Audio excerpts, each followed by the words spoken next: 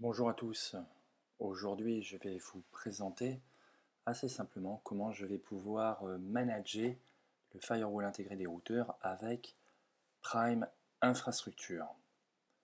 Alors tout d'abord, je pars d'un routeur d'un ASR1000, je regarde la configuration et on voit qu'il n'y a pas de configuration de firewall. Les carrés noirs, c'est pour vous masquer les petits passwords. Alors je vais sur Prime Infrastructure, dans le menu Operate Device Work Center dans lequel je suis, je choisis mon routeur et dans la partie configuration en dessous, dans la partie Zone Based Firewall, je vais commencer par configurer mes zones de sécurité. Alors tout d'abord ma zone inside l'intérieur du réseau, ensuite je vais créer une zone pour l'ADMZ, je peux rajouter bien évidemment une description, vous noterez au passage qu'on peut configurer les zones pour tel ou tel VRF, la configuration de firewall supporte les VRF et je configure une zone Internet en plus. Maintenant, eh bien, je vais attacher mes zones à mes différentes interfaces. Je fais attention à ne pas configurer tout cela sur l'interface par laquelle j'accède à l'équipement. Donc voilà, une interface dans Inside, une interface dans la zone DMZ, une interface ensuite sur la zone Internet.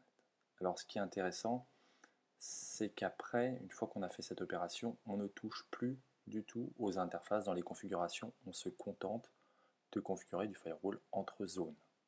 On peut voir les port mapping entre les applications et les services, et là on peut créer des groupes de services.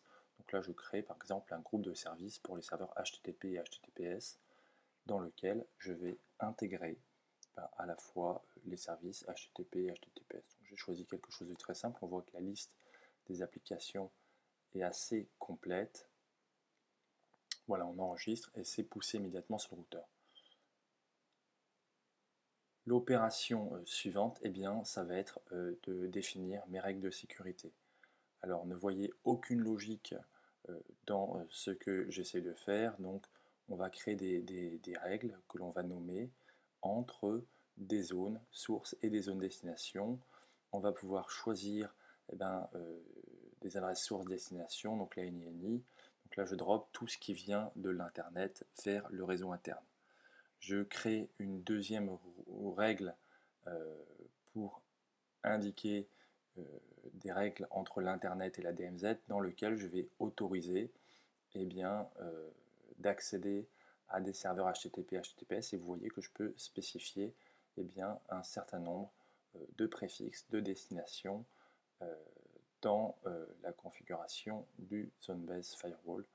Donc ici, je choisis deux adresses de serveurs HTTP, HTTPS. J'utilise donc mon service configuré précédemment. Et là, je vais accepter les requêtes et loguer ce qui va se passer sur l'équipement. Les règles sont immédiatement poussées sur l'équipement. Une dernière règle, ça va être de pouvoir, depuis l'intérieur vers l'Internet, accéder à toutes les ressources TCP. Donc je peux choisir tout TCP, je peux spécifier évidemment des ports, et là je vais accepter tout TCP, et là je vais inspecter pour permettre les requêtes en retour.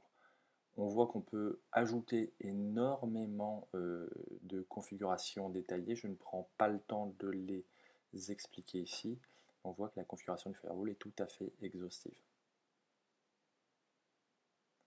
Voilà, ma configuration est faite, je retourne sur l'équipement, on va revoir la configuration et on voit un certain nombre de règles firewall, ces carrés noirs c'est pour vous masquer à nouveau les passwords, et c'est toutes les règles que j'ai finalement définies précédemment qui apparaissent maintenant dans ma configuration. On voit que les zones, les interfaces sont associées maintenant à des zones. Voilà, c'est terminé, j'espère que cette démonstration vous a plu, à bientôt.